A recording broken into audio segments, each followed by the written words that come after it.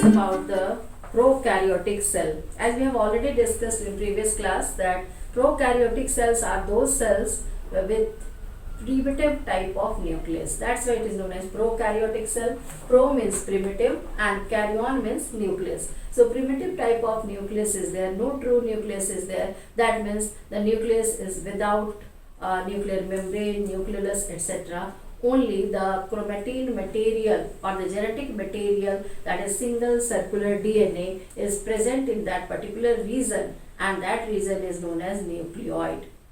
And there also protein is not there, which histone protein which is present in eukaryotic cell is also not present here. And that's why the prokaryotic cell has the nucleoid with single circular DNA without histone.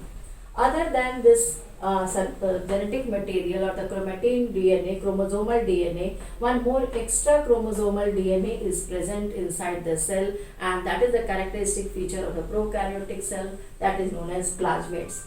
Plasmids will also divide along with the cell. When the cell will divide, the plasmid will also divide, and due to this characteristic, the bacterial cell is nowadays utilized in genetic engineering process. Now, we will discuss about different parts of the prokaryotic cell. First is the cell envelope. The cell which is surrounded by the layer, the boundary wall, that is known as cell envelope, which consists of three layers. Outermost layer is known as glycocalyx, middle one is known as cell wall, and the innermost is known as plasma membrane. And all these are collectively known as cell envelope. Now this outermost layer, that is glycocalyx, which consists of made up of the polysaccharide, and it is of different types in different cells. In some bacteria, it is thin slime-like layer, and that is loose cells are there. Loose structure is there. This is not compactly bound, and that's why it is known as thin slime layer. Whereas in some bacteria, it is hard, tough covering, and that is thick layered, and that is known as capsule. So those bacteria which have capsule are known as capsulated bacteria.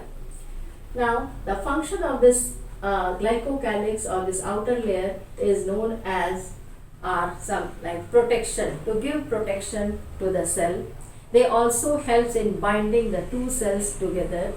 Then they helps in trapping the nutrients. They also stop against drying the cell. So in this way they help the cell in different various activities.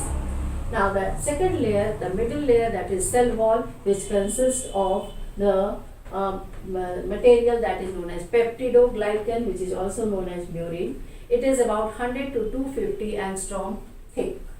It provides particular shape to the cell. It also prevents the cell from bursting.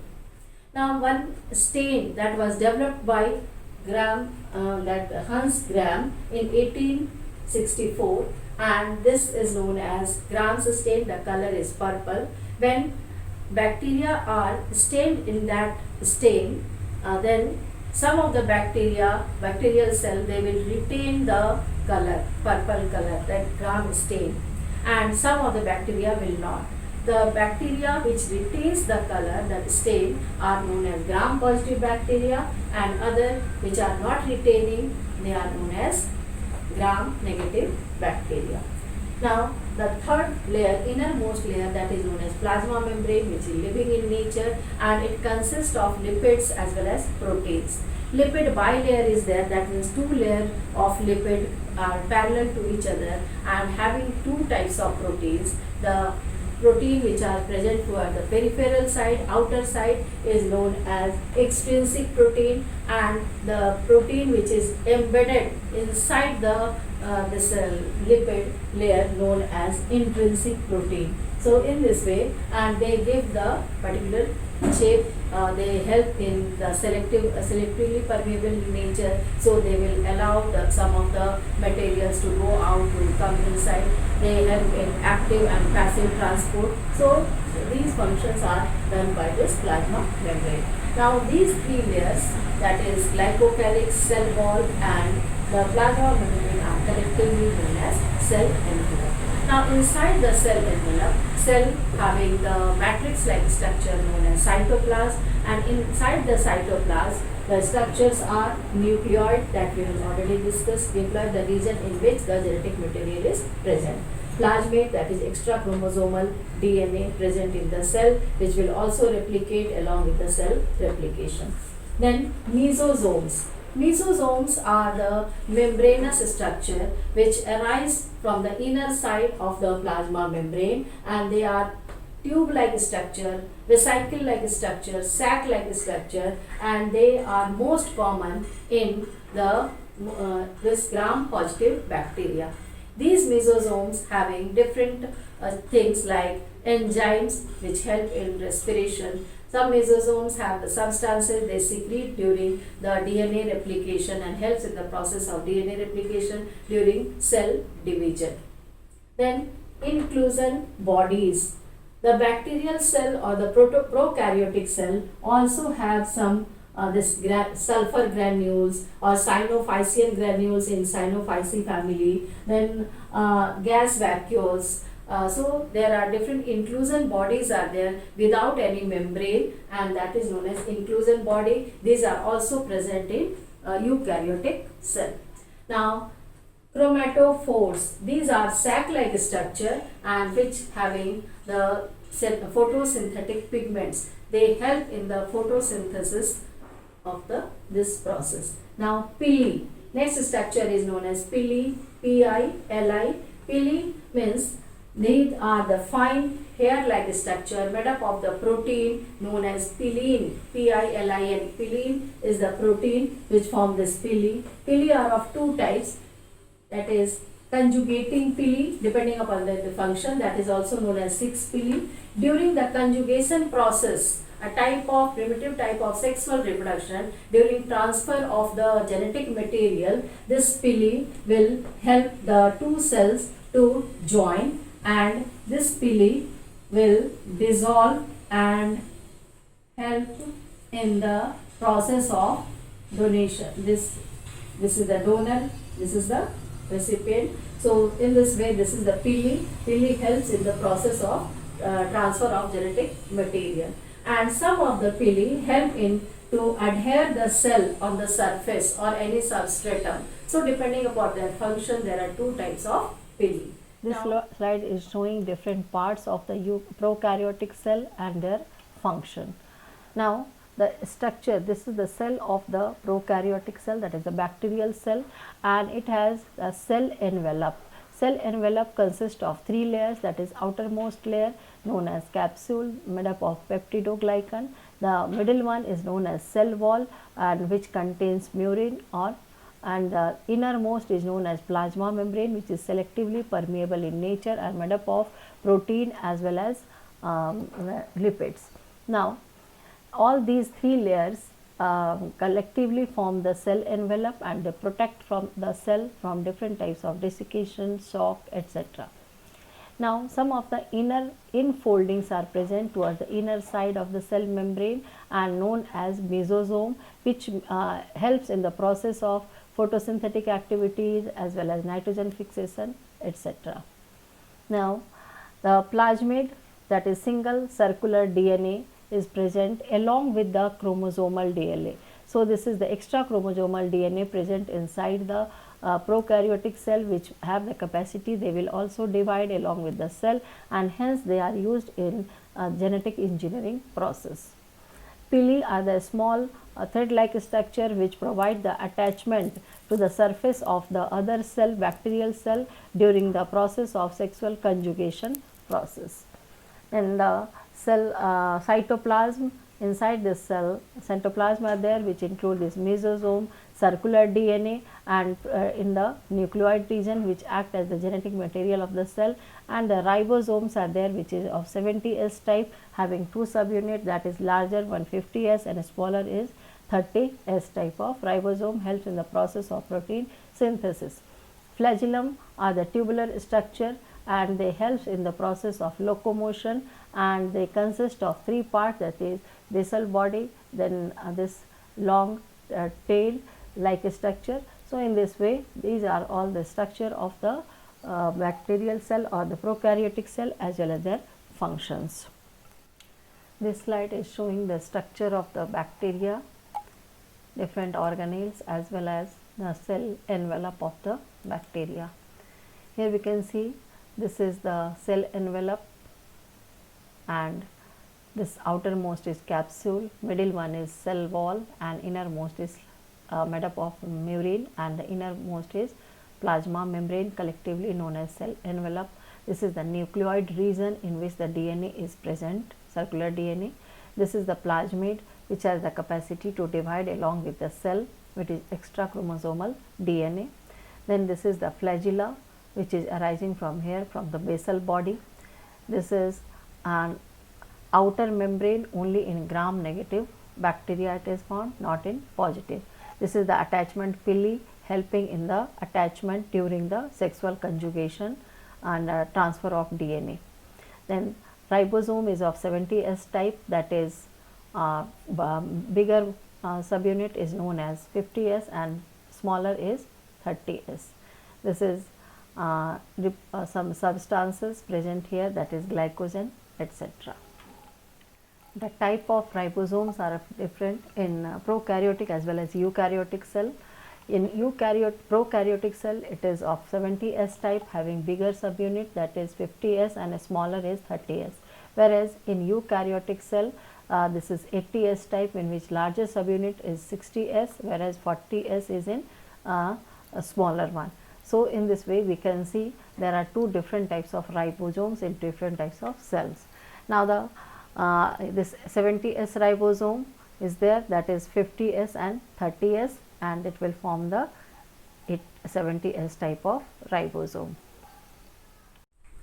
Prokaryotic cells having also flagella, and that flagella consists of the protein known as flagellin. Now these are the thread-like structure, tubular structure, filament-like structure, and helps in the process of motility, movement of the cell.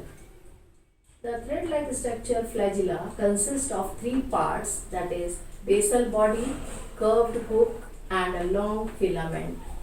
From where it will arise, that is known as basal body, that we will discuss in detail.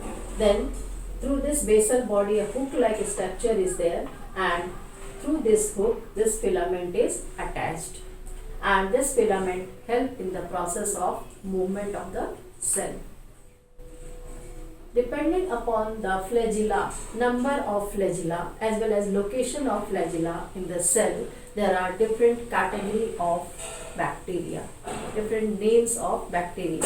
Like different types are Atricus. When no flagella is present, flagella is absent, such type of bacterial cell is known as Atricus. Monotricus means when one flagella is present at one end like this, then it is known as monotricus, and example is Vibrio. Then Amphitricus, when two flagella are there, that means on the two opposite end, then it will be known as Amphitricus. Then Lophotricus, two or more than flagella is present, like in Spirillum, then it is known as Lophotricus. And Peritricus, that means the flagella is present on the all over the surface, then it will be known as Peritricus. Example of this Peritricus type of bacteria is Salmonella typhi, which is responsible for the typhoid disease. Now, so this is all about the flagella. Now the next structure of the prokaryotic cell, very important, that is known as ribosomes. Ribosomes were first discovered by George Pallade in 1953, obviously after commencement of the electron microscope. Then the ribosome consists of two subunits. In eukaryote as well as prokaryote, both type of cells having ribosome, but there are different types of ribosome. In case of prokaryotic cell, the ribosome is 70S type, and in eukaryotic it is 80S type. Now this ribosome 70S type consists of two subunits, larger subunit and smaller subunit. Larger subunit is known as 50S type, and the smaller subunit consists of the 30S type of ribosome, and this ribosome is 70S type. Here S stands for sedimentation coefficient, which is the measure of the structure as well as density of the ribosome. These ribosomes are very necessary. They are taking part in the process of protein synthesis, which is necessary for the cell. So in this way, we have discussed about different parts, different structure of the prokaryotic cell, and that we will discuss through the diagram also. Depending upon the shape of the bacteria, bacteria are of different types, like the circular bacteria, which are circular in shape, spherical in shape, are known as coccus or cocci.